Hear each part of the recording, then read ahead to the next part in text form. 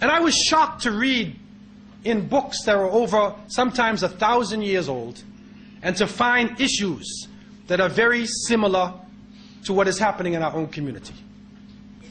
And I say this with all humility to the movement leaders that we have. But our Islamic movements should be bringing us together. Our Islamic movements need to unite us on the truth, need to be humble and sincere, and bring the Muslims together. This is what we need in these times. Strong examples. Not just izzah on other Muslims, but izzah al-kafirin. That's standing up in front of the disbelievers and the haters of truth. But there is a form of ghurur that is mentioned by the scholars, where the person spends all their time on ilm al-khilaf. That he gets the books of fiqh, he gets the books of aqidah, and he only studies the differences between this scholar and that scholar. So he becomes a master in showing you the differences between that and that. And he can actually point out a difference and tell you 10 daleels for this thing. He can tell you the opinion of that, and he can't even make salat right. But ilm al-khilaf. And so what happens is, many of our young people get caught up fighting each other over triviality.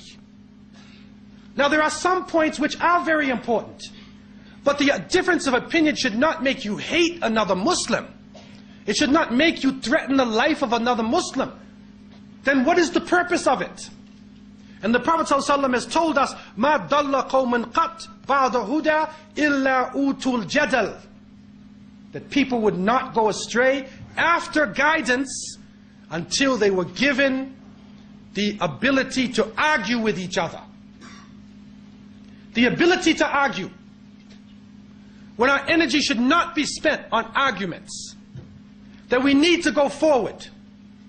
Because we are in a deep struggle now, whether we know it or not.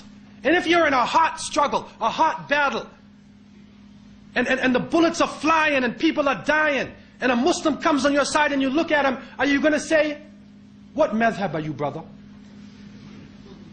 What does it matter, man? You have a Muslim on your side, man. And does it matter whether he sits in tahiyyat and he moves his finger or not? If they have daleel, if there is part of Ahl Sunnah wa Jama'ah, what is the problem?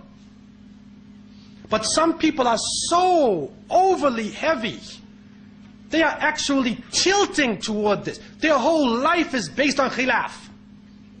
On finding what is wrong with other Muslims and attacking them and shooting them down and destroying them and breaking up their organization. You don't have to have Mossad.